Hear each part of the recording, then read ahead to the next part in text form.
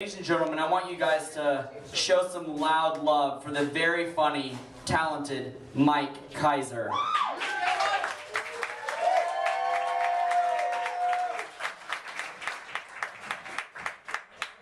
Hey everybody. Hey. How you guys doing? Yeah. I want to start out tonight by telling you guys about this coffee shop near my house. They closed for a couple months for renovations. And they had this sign outside the whole time that said, "Coming soon." You know, so that they'd be back. But it was out there for so long that after a while I started to think, this is kind of disingenuous. Because when I say I'm coming soon, I mean like right then.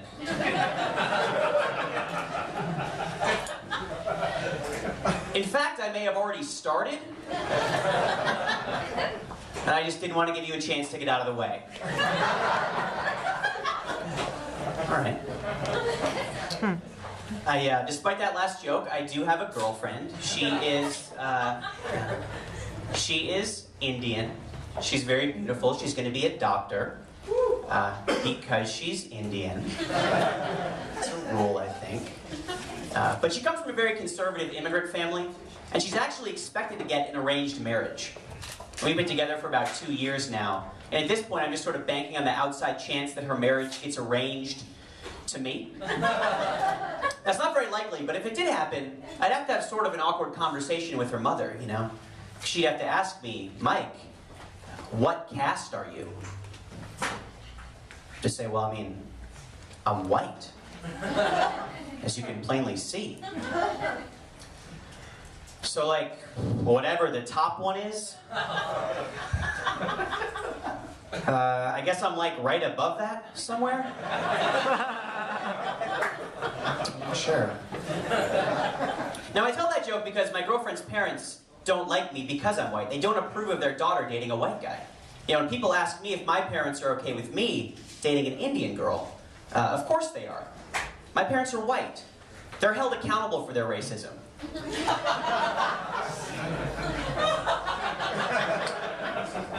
It's cool, guys. It's cool.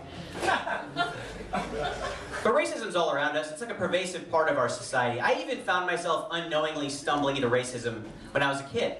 I'm from up north where the racism is a little more subtle than it is here. One of the ways that it came out was in how we named things.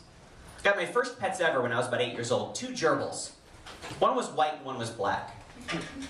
I named my white gerbil William.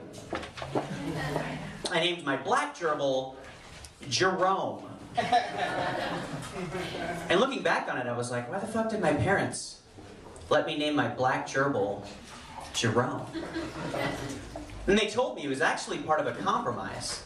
Because initially I wanted to name them Jim and Crow.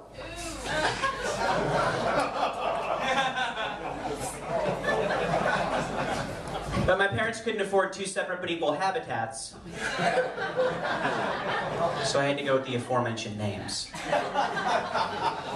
You guys, I also have accepted Plessy and Ferguson for that joke. That's Plessy and Ferguson for all you high school grads.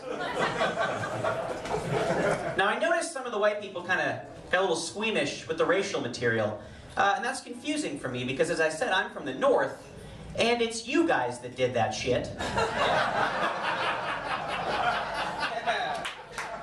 So maybe we should develop a sense of humor about it. And fucking healing can begin. That's right. Yeah. Some of you may have heard that President Obama had to get 12 stitches in his lip not too long ago because he got elbowed in the face playing pickup basketball. I think that's a problem we're only going to have with this president, ladies and gentlemen. That wasn't a problem during the Harding administration. So I think most of you know that Warren G. Harding fucking owned the paint.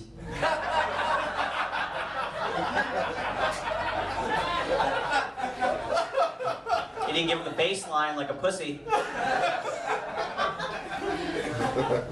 But I like President Obama. I think some good things are happening. We had the repeal of Don't Ask, Don't Tell.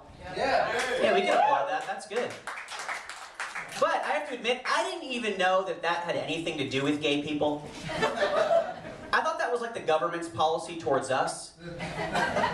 You know, like when they started a war, we weren't supposed to ask why, and they weren't going to tell us. But I like Obama, but there's been a few things about his presidency that have kind of confused me. The main one being, he won the Nobel Peace Prize. And then his first major move after that was to expand the war in Afghanistan by 30,000 troops. I think that's a little bit like winding up at the emergency room because you got your abstinence ring stuck up your girlfriend's ass.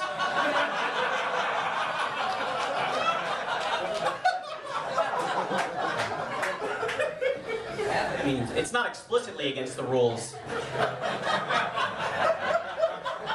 I guess, but it's not really in the spirit of the thing. Alright guys, I'll leave you with this one. I'm a comedian now, but I used to be a teacher. And this was a few years ago when it was really cool for all the kids to say, holla. My kids would say it all the time. It was really disruptive in my classroom. I had to come up with a way to prevent them from saying it. I always found it worked best if I made it cost them something. So my plan was if they said it, they owed me a quarter. And if they didn't have a quarter, I took one of their shoes, put it in the back of the room. Then they had to come deal with me when I dismissed class. Naturally, I called this policy the holla cost. It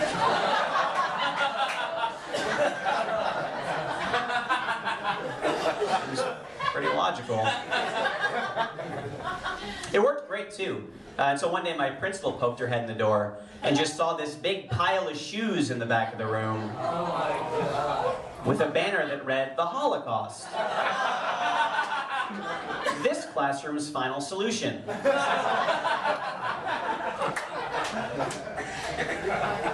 Now, I appreciate some of you sticking with me for that joke. I told that joke last weekend, and this girl came up to me after the show and she was like, I was really offended by what you said. I was like, what do you mean? She's like, the Holocaust joke? And I didn't really know what to say, so I just denied that it ever happened. All right, my name is